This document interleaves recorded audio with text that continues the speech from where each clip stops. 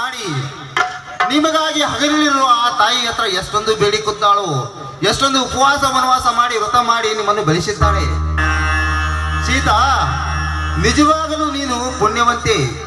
ಯಾಕಂದರೆ ಈ ರೈತ ಮೆಚ್ಚಿದ ಮಡದಿ ಅಷ್ಟೇ ಯಾಕೆ, ನನ್ನ ಬಾಳು ಬೆಳೆದ ಜ್ಯೋತಿ ಕಣೆ ನೀನು, ಜ್ಯೋತಿ. ಹಾಗೇನೂ ಇಲ್ಲ ರೀ. ದೇವ ಮಂದಿರದಂತಿರೋ ಈ ಮನೆಗೆ ನಾನು ಅರ್ಚಕಿ, ನೀವು ದೇವರು. ನಿಮ್ಮಂಥ ಪತಿ ಮುತ್ತಿನಂಥ ಮೈದನನ್ನು ಪಡೆದುಕೊಂಡ ನಾನು ನಿಜಕ್ಕೂ ಪೂರ್ವ ಜನ್ಮದ ಪುಣ್ಯ ಮಾಡಿದ್ದೀನಿ ಅಷ್ಟೇ.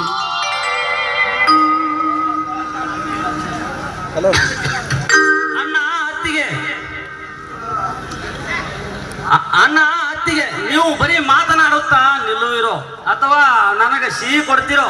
ನನಗಂತೂ ಕುಣಿದಾಡುವಷ್ಟು ಸಂತೋಷ ಆಗುತ್ತಿದೆ.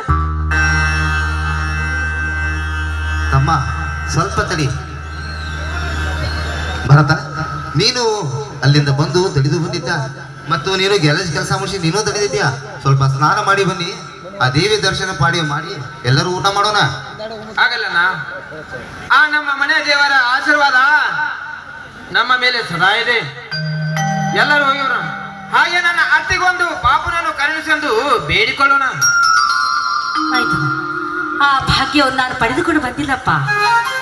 ಯಾವ ಜನ್ಮದ ಪಾಪವೂ ಗೊತ್ತಿಲ್ಲ. ಈ ಜನ್ಮದಲ್ಲಿ ಬಂಜಿಯಾಗಿ ಕಾಲ ಕಳೆಯುತ್ತಿದ್ದೇನೆ. ಅದೇ ನನಗಾಗಿರೋ ಶಿಕ್ಷೆ ಯಾವ ಹೆಣ್ಣಿಗೂ ಆಗ್ಬಾರ್ದಪ್ಪ. ಅಳಬೇಡ ಅತ್ತಿಗೆ, ಅಳಬೇಡ.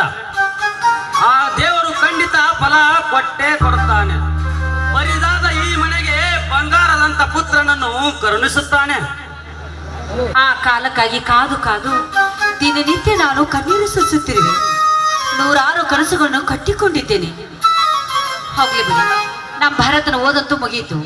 ಅವನಿಗಾದ್ರೂ ಎಲ್ಲಿ ಆದ್ರೂ ಒಂದು ಒಳ್ಳೆ ಹುಡುಗಿಯನ್ನು ನೋಡಿ ಆದಷ್ಟು ಬೇಗ ಅವನ ಮದುವೆ ಮಾಡೋಣ. ಅವನ ಮಗನಿಂದಾದ್ರೂ ಈ ಮನೆ ಬೆಳಗಲಿ. ಹೌದು ಸೀತಾ, ನೀನು ಹೇಳುವ ಮಾತು ಸತ್ಯವಿದೆ.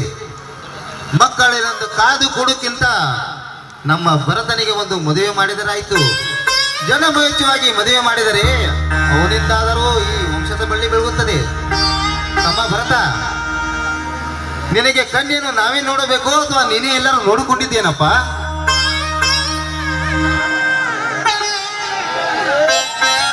ಅತ್ತಿಗೆ ಹೇಳುತ್ತಿದೆ, ಅಣ್ಣ ನಾನು ಈಗಾಗಲೇ ಒಂದು ಹುಡುಗಿಯನ್ನು ಮನಸಾರ ಮೆಚ್ಚಿ ಪ್ರೀತಿಸುತ್ತಿರುವೆ. ಹೌದೇನಪ್ಪ? ಮದುವೆಯಾಗಿ ಕೂಡ ಮಾತು ಸಹ ಕೊಟ್ಟಿದ್ದೀನಿ. ಭರತ, ಹೆತ್ತು ಹೊತ್ತು ಸಾಕಿದ ಅಣ್ಣ ಅತ್ತಿಗೆ ಒಂದು ಮಾತನ್ನು ಕೇಳದೆ ನೀನು ಅವಳಿಗೆ ಮಾತು ಕೊಟ್ಟಿರುವೆಯಾ? ಮಾತು ಕೊಟ್ಟಿರುವೆಯಾ?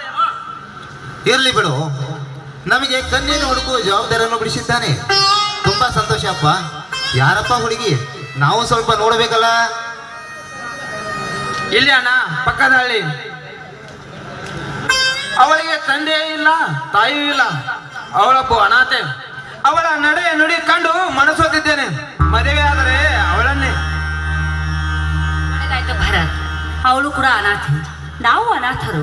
ಒಟ್ಟಿನಲ್ಲಿ ಆ ದೇವರು ಎಲ್ಲರನ್ನೂ ಒಂದುಗೂಡಿಸಿದ್ದಾನೆ. ಈ ಮನೆಗೆ ಬೇಕಾಗಿರುವುದು ಕೂಡ ಅಂತಹ ಹೆಣ್ಣೆ. ಒಟ್ಟಿನಲ್ಲಿ ಎಲ್ಲರ ಜೊತೆಗೆ ಹೊಂದಿಕೊಂಡು ಹೋದ್ರೆ ಅಷ್ಟೇ ಸಾಕು.